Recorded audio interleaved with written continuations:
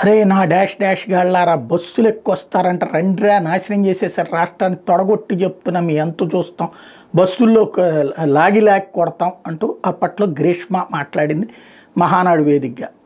వాస్తవంగా అట్లాంటి మాటల్ని వైసీపీ వాళ్ళంటే దుర్మార్గం, తెలుగుదేశం వాళ్ళంటే సన్మార్గం. తెలుగుదేశం వాళ్ళకి అనే అర్హత ఉంటుంది, వైసీపీ వాళ్ళకి అనే అర్హత ఉండదు.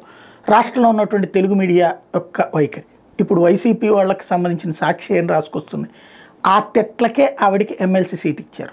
ఎస్, మీరు కూడా అదే ఇచ్చారు కదా, తిట్టేటటువంటి వ్యక్తికే మంత్రి పదవులు ఇచ్చారు కదా. దూషించాడు ఇప్పుడు తెలుగుదేశం పార్టీ చంద్రబాబు గారి ఇంటి మీద దాడికి వెళ్ళినటువంటి జోగి రమేష్కి ఇచ్చారు కదా.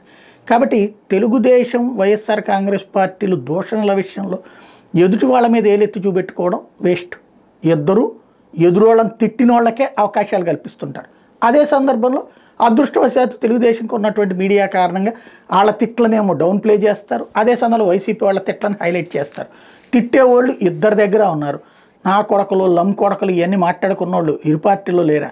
కాకపోతే వైఎస్ఆర్ కాంగ్రెస్ పార్టీ ముందు ఓ సరైన మీడియా లేదు, ఓ సరైనటువంటి సోషల్ మీడియా స్టేటస్ స్ట్రక్చర్ని తయారు చేసుకోవట్లేదు, ఏదో గుడ్డెదు చేలో పడ్డట్టు నడుస్తుంది. కాబట్టి పత్రికలో వార్త రాసినంత మాత్రం ఏం కాదు. ఒక్కటి మాత్రం గుర్తుపెట్టుకోవాలి, అమ్మాయి ఇవాళ రోజున ప్రతిభాభారతి గారి అమ్మాయి అనే కాన్సెప్టే కాకుండా పార్టీ కోసం ఆ కుటుంబం ఎంతకాలం కష్టపడింది, నెక్స్ట్ తరం యువతరానికి సంబంధించి తెలుగుదేశంలో మంచి అవకాశం లభించింది.